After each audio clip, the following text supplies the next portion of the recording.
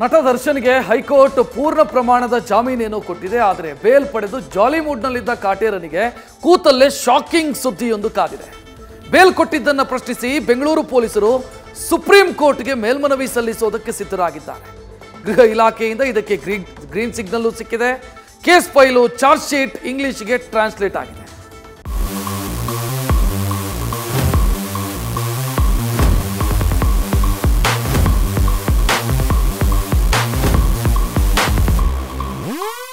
ನೀವೇ ಅನ್ನಿ, ಪಾಪಿ ಪಾತಾಳಕ್ಕೆ ಹೋದ್ರೂ ಕರ್ಮ ಅನ್ನೋದು ಬೇತಾಳನಂತೆ ಬೆನ್ನಿಗೆ ಅಂಟೇ ಇರುತ್ತಂತೆ. ಈ ದರ್ಶನ್ನನ್ನೇ ನೋಡಿ. ರೇಣುಕಾಸ್ವಾಮಿ ಬರ್ಬರ ಹತ್ಯೆ ಪ್ರಕರಣದಲ್ಲಿ ಜೈಲು ಸೇರಿ ಬೆನ್ನು ಸೊಂಟ ಅಂತ ಕುಂಟುತ್ತಾ ಬೇಲ್ ಪಡೆದು ಫಾರ್ಮ್ ಹೌಸ್ನಲ್ಲಿ ಜಾಲಿಯಾಗಿದ್ದಾರೆ. ಆದ್ರೆ ಕರ್ಮ ಜೊತೆಗೆ ಅಂಟಿನಂತೆ ನಂಟು ಬೆಸೆದು ಹೊರಟಿದೆ.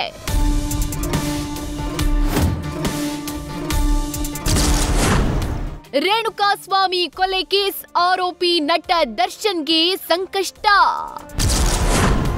ಸುಪ್ರೀಂಗೆ ಮೇಲ್ಮನವಿ ಸಲ್ಲಿಸಲು ಗೃಹ ಇಲಾಖೆಯಿಂದ ಅನುಮತಿ. ಮಾಡಿದವರ ಪಾಪ ಆಡಿದವರ ಬಾಯಿಗಂತೆ. ಆದ್ರೆ ಈ ಪಾಪ ಅವರೇ ಭೋಗಿಸಬೇಕು. ಈಗ ತಾನೇ ಆರೋಪಿ ದರ್ಶನ್ ಪೂರ್ಣ ಪ್ರಮಾಣದ ಜಾಮೀನಿನಿಂದ ರಿಲೀಫ್ನಲ್ಲಿದ್ದಾರೆ. ಈಗ ಕೊಲೆ ಆರೋಪಿ ದರ್ಶನ್ ಕೇಸ್ನಲ್ಲಿ ಬಿಗ್ ಶಾಕಿಂಗ್ ನ್ಯೂಸ್ ಹೊರಬಿದ್ದಿದೆ. ದರ್ಶನ್ ಜಾಮೀನು ರದ್ದು ಕೋರಿ ಸುಪ್ರೀಂ ಕೋರ್ಟ್ ಮೊರೆ ಹೋಗಲು ಬೆಂಗಳೂರು ಪೊಲೀಸರು ರೆಡಿಯಾಗಿದ್ದಾರೆ. ಡಿಸೆಂಬರ್ 13ಕ್ಕೆ ಹೈಕೋರ್ಟ್ 7 ಆರೋಪಿಗಳಿಗೆ ಜಾಮೀನು ನೀಡಿತ್ತು. ಈಗ ಈ 7 ಆರೋಪಿಗಳು ಜಾಮೀನು ಪ್ರಶ್ನಿಸಲು ಪೊಲೀಸರು ಮುಂದಾಗಿದ್ದಾರೆ. ಪೊಲೀಸ್ ಇಲಾಖೆ ನಿರ್ಧಾರಕ್ಕೆ ಸರ್ಕಾರದಿಂದಲೂ ಗ್ರೀನ್ ಸಿಗ್ನಲ್ ಸಿಕ್ಕಿದೆ. ಈಗಾಗಲೇ ಸುಪ್ರೀಂ ಕೋರ್ಟ್ಗೆ ವಕೀಲರಾಗಿ ಅನಿಲ್ ಸಿ ನಿಶಾನಿ ನೇಮಕ ಆಗಿದ್ದು, ರಾಜ್ಯ ಸರ್ಕಾರವೇ ಈ ಬಗ್ಗೆ ಆದೇಶ ಹೊರಡಿಸಿದೆ. ನಟ ದರ್ಶನ್, ಪವಿತ್ರ ಗೌಡ, ಲಕ್ಷ್ಮಣ್, ಪ್ರದೋಷ್, ನಾಗರಾಜು, ಅನುಕುಮಾರ್, ಜಗದೀಶ್ಗೆ ಹೊಸ ಸಂಕಷ್ಟ ಶುರುವಾಗಲಿದೆ. ಇನ್ನು ಮೇಲ್ಮನವಿ ಸಲ್ಲಿಸಲು ಗೃಹ ಇಲಾಖೆ ಅನುಮತಿ ಬೆನ್ನಲ್ಲೇ ಪೊಲೀಸರು ಕಡತಗಳನ್ನ ಗೃಹ ಇಲಾಖೆಗೆ ರವಾನಿಸಿದ್ದಾರೆ. ಹೈಕೋರ್ಟ್ ನೀಡಿರುವ ಜಾಮೀನು ರದ್ದು ಕೋರಿ ಮೇಲ್ಮನವಿ ಸಲ್ಲಿಕೆಯಾಗಲಿದ್ದು, ಚಾರ್ಜ್ ಶೀಟ್ ಸಹ ಕನ್ನಡದಿಂದ ಇಂಗ್ಲಿಷ್ಗೆ ಭಾಷಾಂತರ ಮಾಡಲಾಗಿದೆ. ಬಹುತೇಕ ನಾಳೆ ಸುಪ್ರೀಂ ಕೋರ್ಟ್ನಲ್ಲಿ ಮೇಲ್ಮನವಿ ಸಲ್ಲಿಕೆಯಾಗಲಿದೆ.